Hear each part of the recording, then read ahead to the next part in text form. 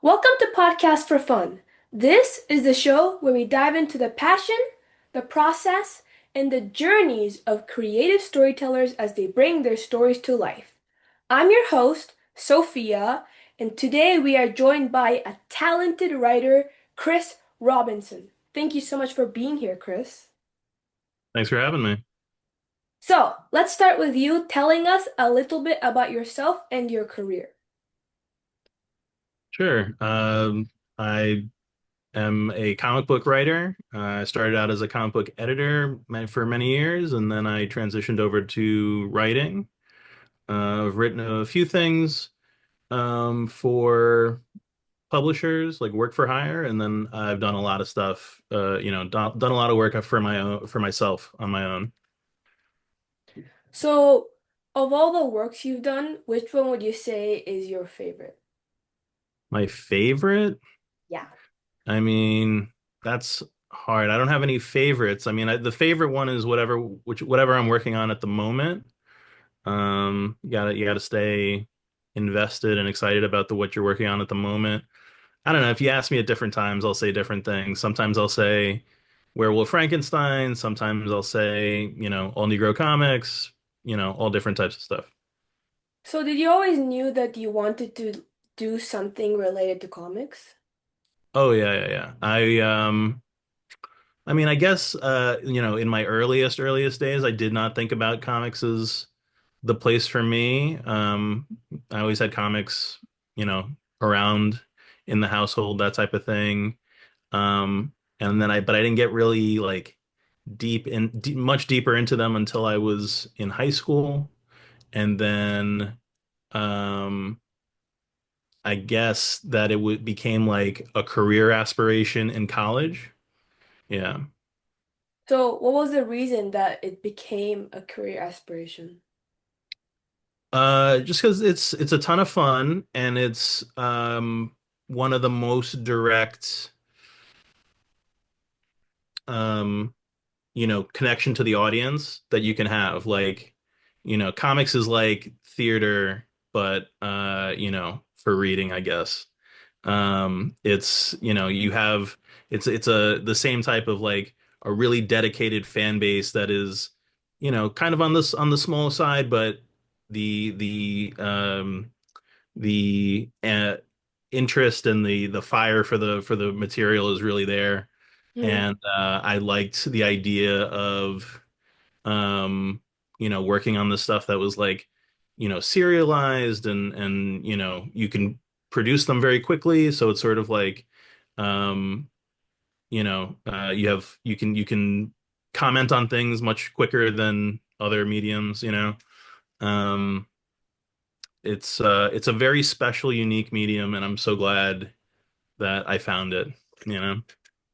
I know, but it's a little sad to me that the comic fan base, I'd say, is like smaller. Because in Japan, for example, the fans for mangas are still like really, really big. So I Sure. wonder why over here it's a little more condensed. It's a good question. I think it has to do with, unfortunately, like, you know, we're not the most studious over here, you know. We're not readers, as I like to say. Mhm. Um, so that's a barrier, right?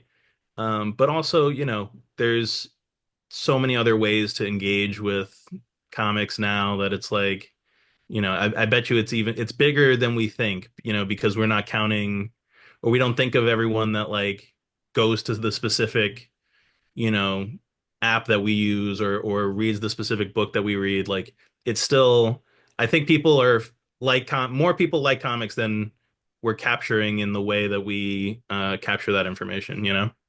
Yeah. How do you feel about the web comics like webtoons? Have you ever read those before? Yeah, I used to work at a webcomic company. It's good. It's definitely different. It has its own unique thing, but I think it opens up different options and opportunities to like play with time and space, right? Because that's what the comic page does. It's time and space in a square, right? Or Hmm. or rectangle, I guess. But Yeah, I think it's an awesome platform, format, whatever. Me personally, like economically, I understand it less.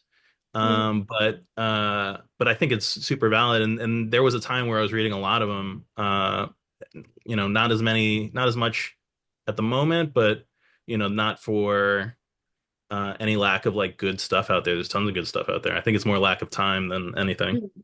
What do you mean by that? I have like a baby. I have my own stuff that I'm trying to do. Like, I don't have a ton. Like, there's only so much time I can devote to reading other stuff. That's so true. You sound like a busy dad. How do you manage your time? Poorly. Yeah. I wake up really early. I try to do some of my own stuff for myself. I do a lot of freelance work as well. Then I have to go do an office job for a bunch of hours. I have my kid to take care of, get him off to daycare for the, a chunk of the day. Then once I'm done with my office job, I got to go pick up my kid and then put him to bed. Mhm. And then once he's asleep, then I probably take a little time to, indulge in whatever the, you know, whatever media I'm reading or people are talking about at the moment. And then late night, that's when I come back to, try to finish off something of mine. Oh my God. Do you get sleep? Somewhere in there, and in between the late night and the early morning, there's a little bit of sleep in there. That's crazy. I feel like if I start working in the middle of the night, I'm just gonna fall asleep on the desk.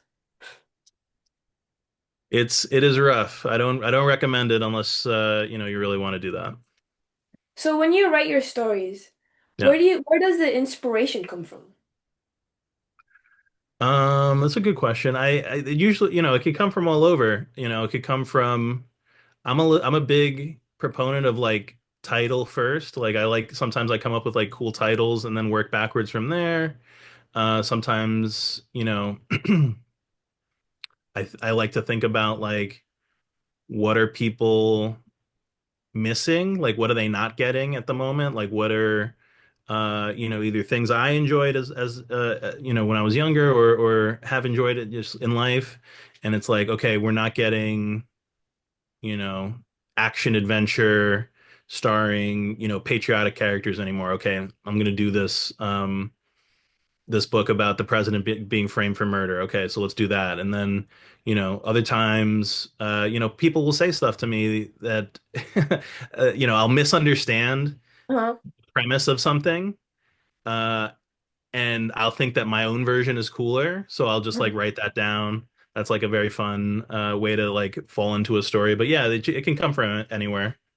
Oh my God, I can just imagine someone's talking to you like, wait, I need to write this down. I just thought of something. It's like that. It's like that sometimes. Yeah. When you write your stories, are you someone who goes with an outline? Like you write like, oh, this happens, this happens, this happens, and then you clean it up, or do you just write as you go? Like think of the No, no, no. story. No.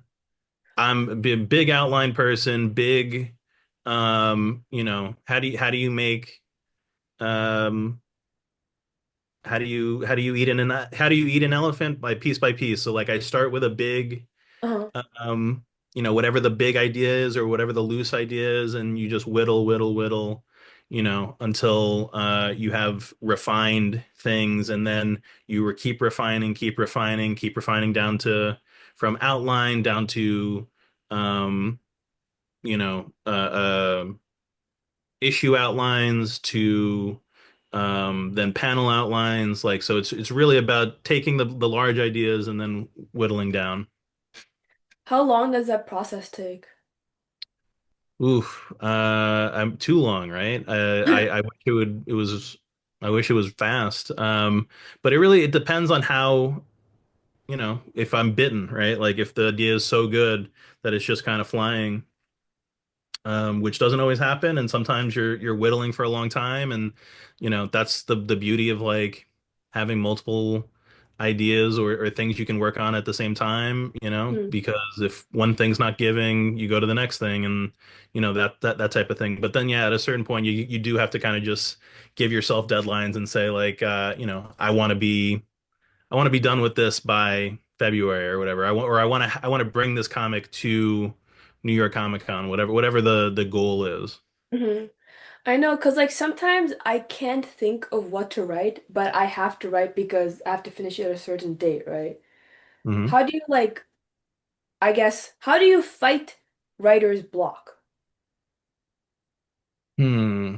How to fight writer's block. I mean, it's tough. I think, doing the stuff I just said is a good place to start. It's, it'll be different for everybody. But yeah, like having multiple things you're working on, um, breaking down, like finding out what's stopping you. Like if there's, if you have a block on a story, it's probably Mm. because you don't have a piece that you need whether or not you realize it. So it's either you need to know something about a character or you need to, know where you're going next so you can unlock the current problem so it connects later, like that type of thing. Like, I think that it's more about, you know, creativity is cool and good and we're all creatives, but at the end of the day, like it is a little bit of like a math problem too, where you can just kind of look at it that way and not don't you don't need to wait for the proper inspiration where you can just look at it like, I need, Phillips head. This is, what I mean? Think of it more of like a mechanical problem rather than a creative problem. Yes, I agree with you on that. Gotta Yeah. like solve the math equation, guys, you know? Yeah. Did you go to school to study for writing? Unfortunately, I did. I went to college for screenwriting Mhm. a long time ago, I guess at this point, and you know. I don't know. I grew up in a time when college was really important and college was like, that's the only way to do it, you know? That's not really the case anymore. And No. I wouldn't tell people don't go to college for writing, but I would say like think about why or think about like there are just so many other ways to learn these things. Like the stuff that I learned in college people are putting on YouTube for free. Like the amount of access is crazy. So um yeah, that's why I say unfortunately. But I had a great time in college and I did learn, but it's just Mhm. like, the things I learned are now like not obsolete because, story is story, but um it's a different world. Do you have And I anything that, also have like a lot of debt, so like that's also a oh thing. yeah, So that's a problem. So you're like, oh God, I wish I could have just waited and searched it up on YouTube. I guess. I mean, yeah, I wish a lot of things. I wish I had been more forward looking as to at towards what was on the horizon. Because for a long time, it was again, like I said, I grew up in a time when it was very clear you do this, and you do this, and then it takes you where you want to go. But it's, a couple like only soon after that, or pretty soon after the years after I went to college, like YouTube became like serious, and it became legit where you could do these things seriously on your own. The gates came down for like media production. Mhm.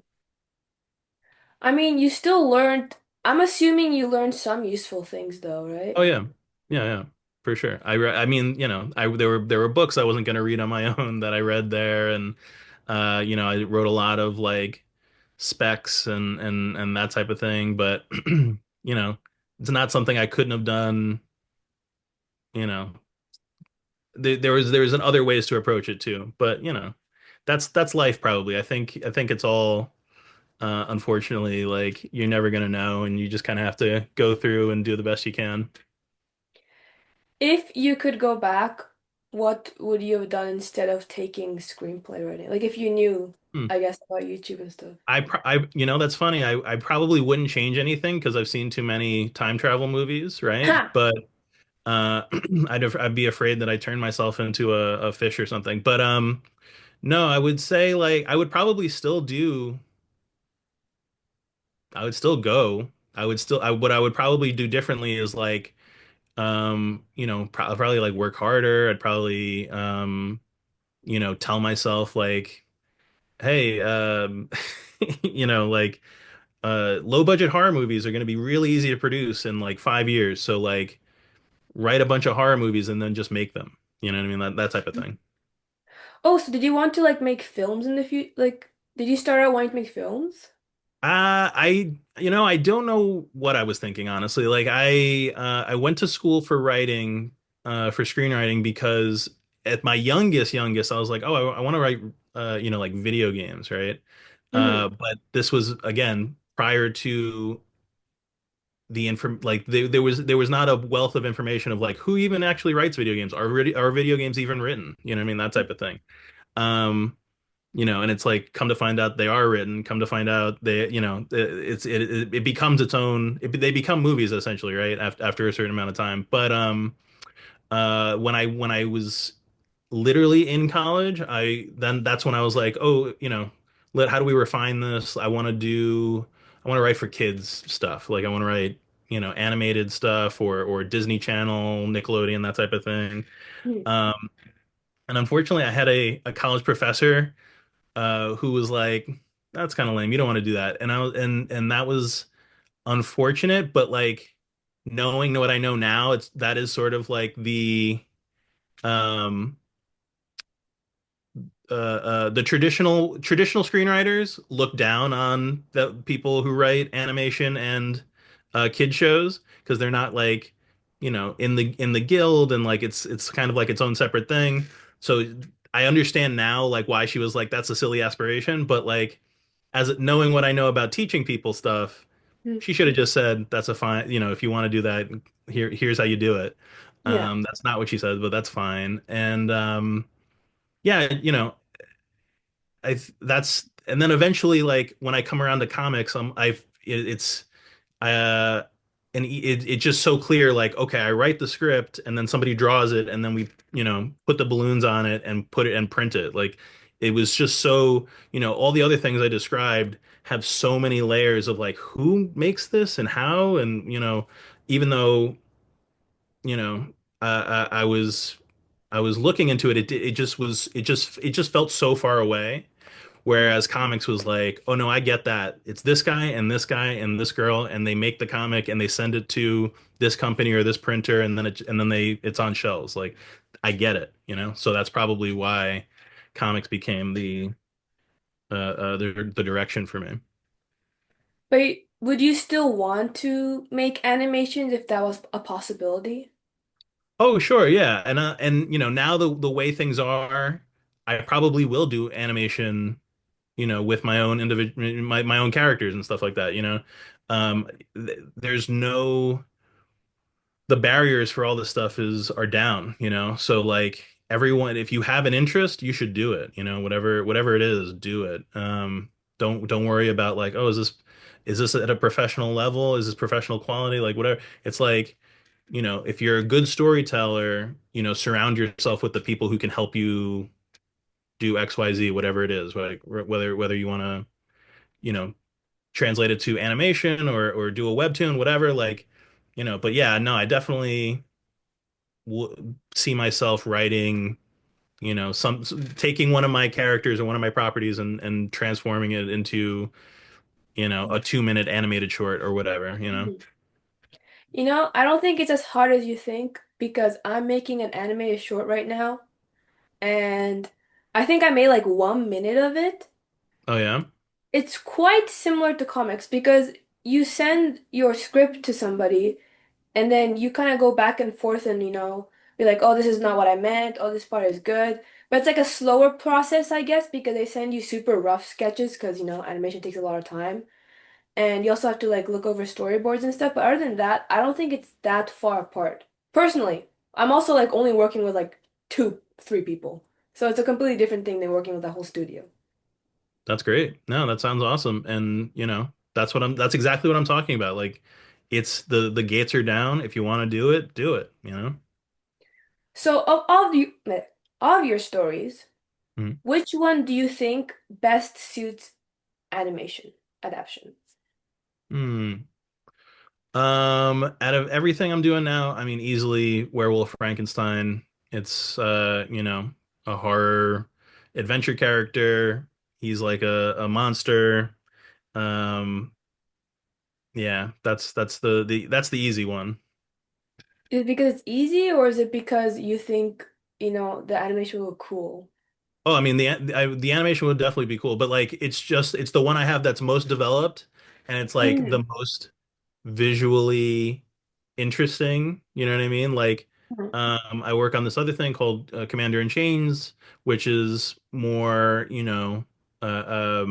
it's just like people. It's like just like an action movie, like a '90s action movie, Mhm. which is cool, and it could be done, but I'd rather see a cool, Frankenstein monster werewolf running around on the screen than just guys. But it depends on it also depends on like whatever is catching on. Like if so far people seem interested in Werewolf Frankenstein.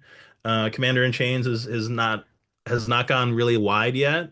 Yeah. It'll go wide this summer. And if people like really, really, really respond to it, then it's like, okay, then let me focus on that. But yeah, Werewolf Frankenstein is my most developed property and the one that I could easily see like having life in animation, sure. Why did you want to work specifically for Nickelodeon, like write stuff for children? Probably be because that is what affected me most, you know. I watched a lot of TV as a child, and Nickelodeon, Disney Channel, these were the Cartoon Network, these were the things that existed at the time. It wasn't like a totally, the open world of like independent stuff did not exist, so didn't have that to distract me with. But it's just like, yeah, these are the these are the places that affected me most, and I wanted to be part of it on some level, you know? So does that thought translate to your works today? Not so much. I don't I don't think anything I do is like for kids per se. They're not Mhm. for adults either. Like they're not racy or too gross for anybody. Like they're I wouldn't say they're all ages, but they're like Marvel comics basically. Like they're Yeah.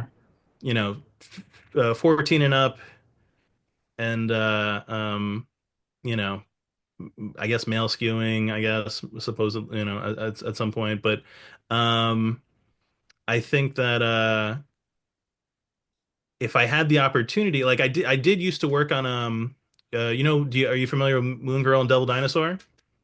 I'm not. Explain it Okay. to me. Moon Girl and Devil Dinosaur is a Marvel comic series that was turned into a Disney Channel show. Mhm. And they only did 2 seasons, unfortunately. But it was turned into a Disney Channel show, and a lot of it was based on the comic that I edited for Marvel. So a lot Mhm. of the ideas that I had put into that comic with obviously all the folks who worked on it, Natasha Bustos and Brandon Montclair and Amy Reeder. Um, the a lot of our ideas that we made for this comic translated really well to a Disney Channel style audience, right? Or I guess not that well because it's only 2 seasons, but you get it. It's like I'm not personally like turned off from working towards that audience. It's just like not my focus. It's just not how I think about story. Okay. So now you kind of like grew into thinking for like more of an adult audience, right? I guess. I think I go where the idea takes me. So like some ideas I have and they're for a younger set and I haven't quite I've put together like pitches for them and stuff, but I don't have them. They're not public. But other ideas are the stuff that I've produced on my own is like, like I said, like kind of just for that 14 and up or the 13 and up action teen tween audience. That's where that just happens to be what I've worked on at the moment, Mhm. Did you self-publish? Yes, yeah.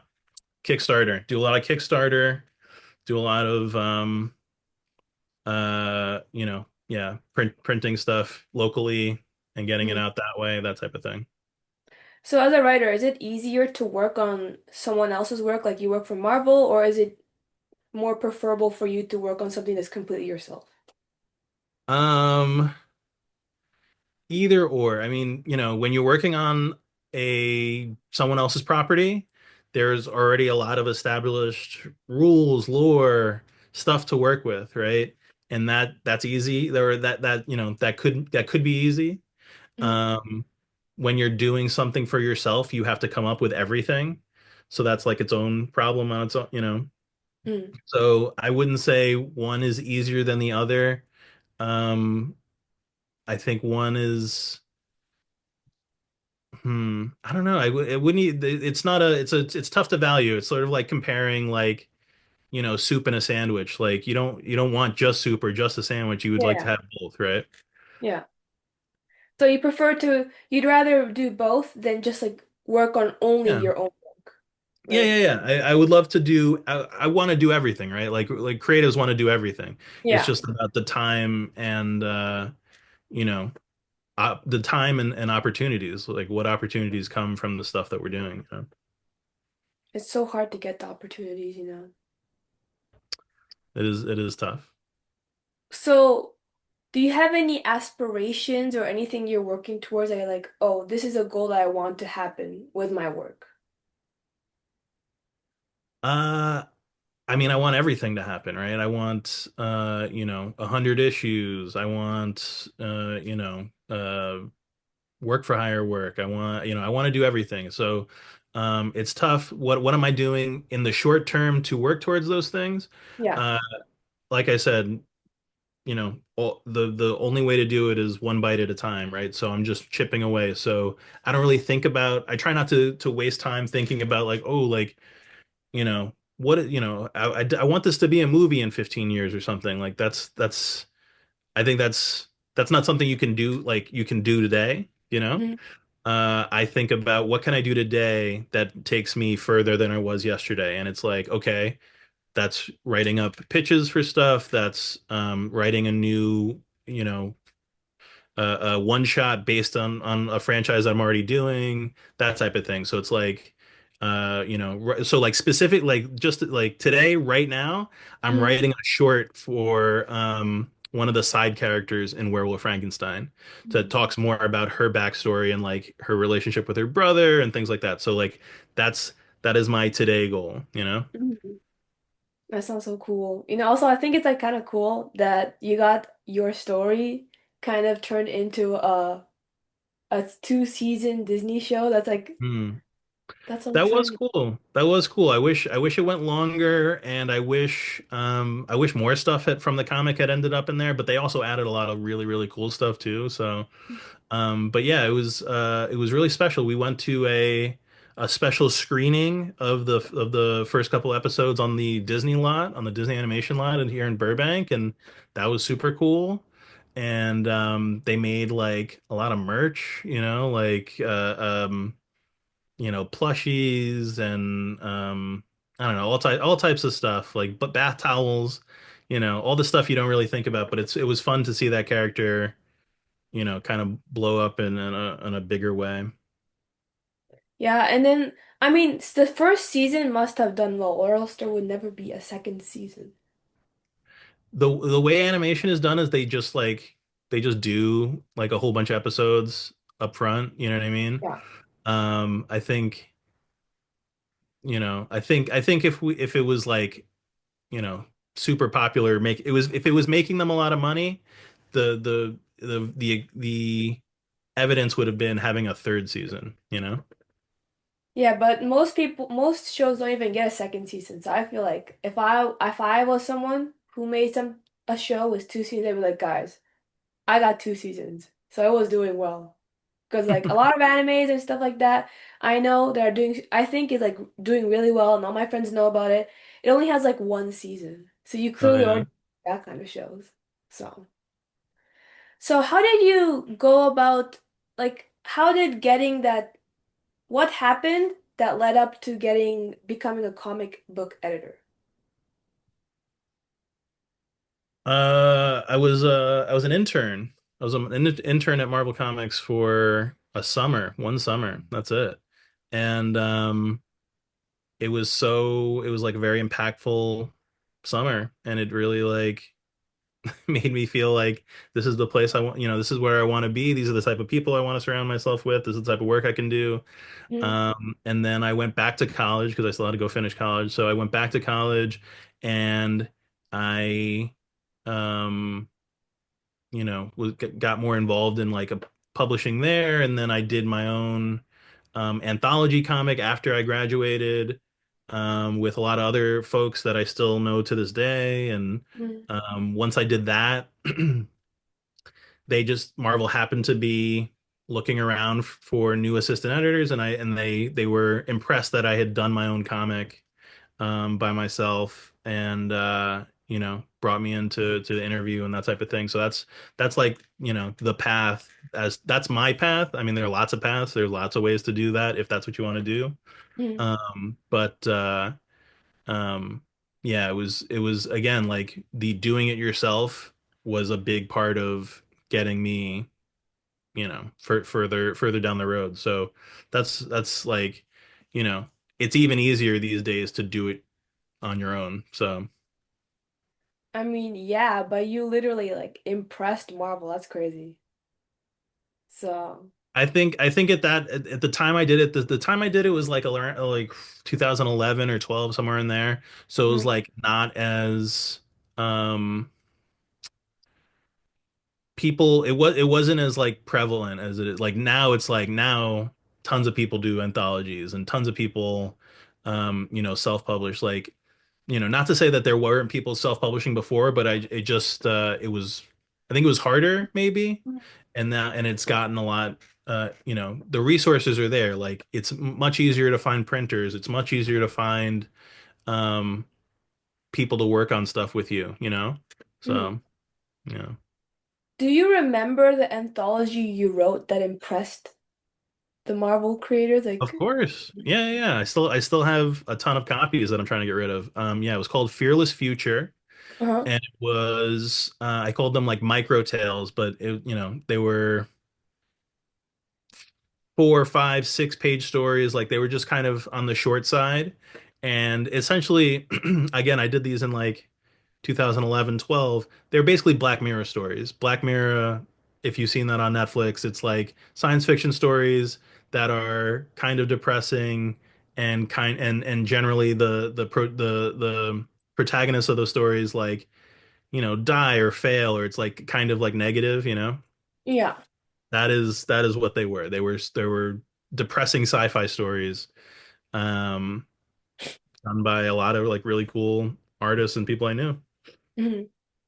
That's so cool. That's still really impressive to me. I wish I could read it. Maybe I'll go look it up later.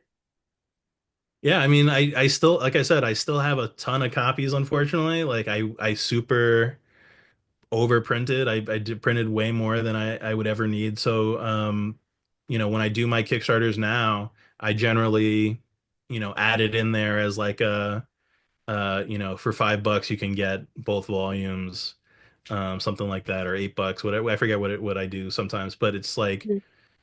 it's still available. Either find me at a convention or back one of my Kickstarters and you can get it through there. Maybe next convention, we'll Sure. see.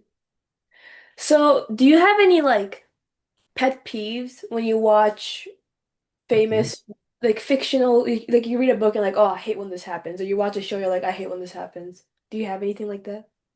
No, I think I'm generally pretty good about like giving myself over to whatever the thing is, whatever the comic is, whatever the story, I want to be wowed. I want to enjoy your thing, whatever your thing is, right? So I generally don't go in like with like, oh, you better not have poodles in your comic or whatever Yeah. it is. But I mean, I guess like, you know, my pet peeve would be like, being bad or like, things that are hacky, right? Like things that like maybe they're seen a million times or a lot of people are doing at the moment.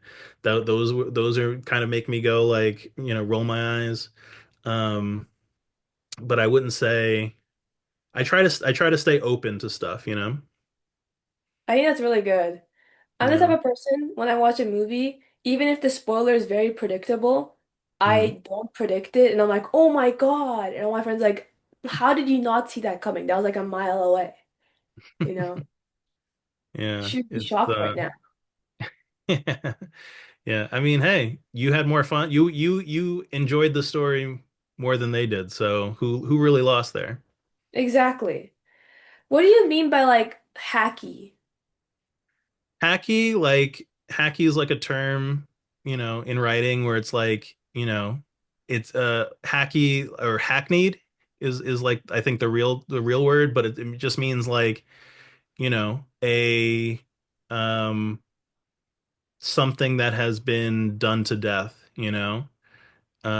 So like the things that whatever your friend, who says like, how did you not see that coming? They probably have seen a lot of that type of story. And Uh-huh. so they were able to notice the like hackneyed things, whatever it is. So, like, for instance, if you're watching a movie and for no reason at all, someone just starts coughing by themselves, right? What do you know is gonna happen? They're gonna die.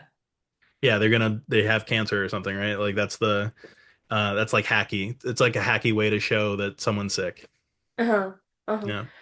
I think it's kind of good. I still think I'll see that and I'll be like, not even notice, cause I'm dumb. Not dumb, but like Sure. how do I explain? I'm like naive. Like I try not to think about it. I don't even try. It just happens. I don't think about it when I watch it.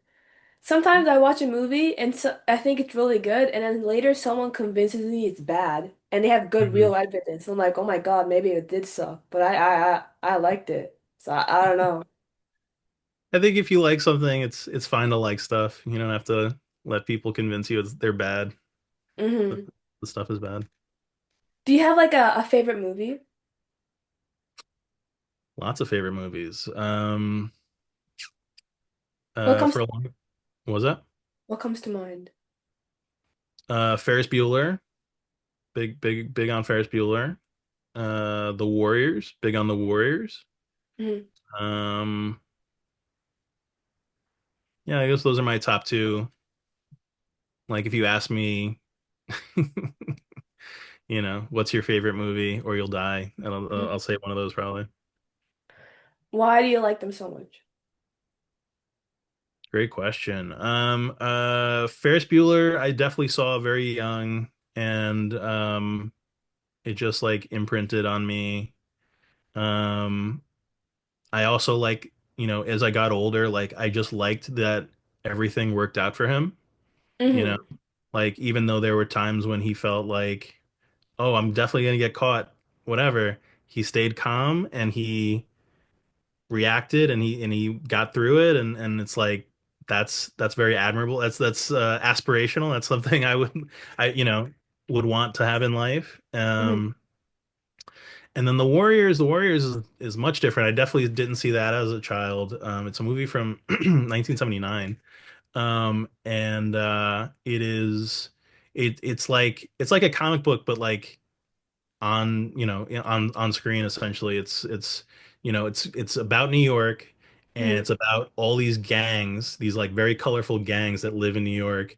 And there's one gang that is framed for murder, and they have to get from one location to another, but every other gang in New York wants to kill them.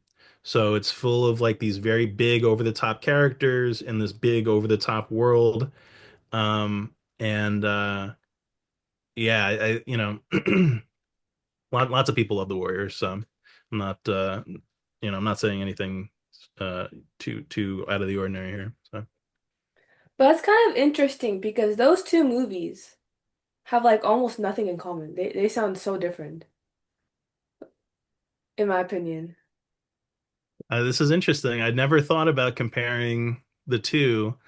I guess there are movies about people going places and then having to get back home in a way, right? Have you seen either of these movies or I you're watched Ferris Bueller. I really like Ferris Bueller. okay, so Ferris Bueller, he leaves school and goes out into Chicago, into the city, has fun, and then has to get back without getting caught. It's like I guess in the way in that the Warriors is similar in that they go to the Bronx and then have to get back to Coney Island without getting killed. Like I don't know. Okay, maybe spoiler warning for the people watching this, but do they succeed in the Warriors? Like Yeah, they don't get killed. Maybe that's why. Maybe that's the correlation. They both, go out and then sure. successfully get back home. And I never watched the Warriors, but I'm assuming they reacted well to all their situations, did they? Sometimes they do, sometimes they don't. Some of them, not everybody makes it. It's they're a gang. There's like a lot of members. Uh-huh. Not everybody makes it back, but yeah, they react to adversity and succeed in time. Yeah, sure. So maybe that's the correlation where you're like, oh, I like that they both left and came back and kind of succeeded. I don't want that. Okay. I'll have to think deeper on this. This is an interesting question. I've never thought about it like that. So I'd have to I do want to kind of deep dive on this and maybe watch them back to back one day and see what I see. Hey, when you do that, maybe you should, come back and like tell everybody about it because I'd listen. I want to listen. Okay, okay. I'll do it if you watch them. You have to watch it too, okay? Okay, I'm gonna watch the Warriors. I promise. I'm gonna write that down real quick. But actually, I'm gonna Cool. write it down later. I'm gonna ask one final question. Sure. What's one advice you'd give to the aspiring storytellers watching this right now? Oh man, I feel like I've given a lot of advice. I mean, but like, do it. Don't wait.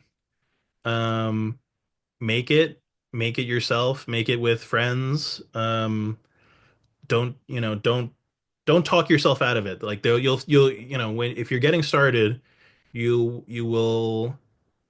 There won't be a million things. You can find a million ways to stop doing it. Whether it's Mhm. like, oh, I'd rather watch your thing or what, whatever. But if you truly have the desire and you truly want to do it, um, it takes work. Sit down and do the work, and reach out and surround yourself with people that also wanted to help you, not even help you specifically, but like who also want to do the thing. Whatever the Yeah. thing is. Yeah. Because they say you're the sixth person, you're the sum of the five people you spend the most time with. So if you surround yourself with people who, if let's say you want to be a comic creator like Chris, Hmm, hmm. and you surround yourself with comic creators, you're probably gonna end up trying it out or like Yeah. getting swept into it by your friends, you never know. So Yeah. I think Absolutely. that's a really good advice. Well, that's a wrap for today's episode of Podcast for Fun.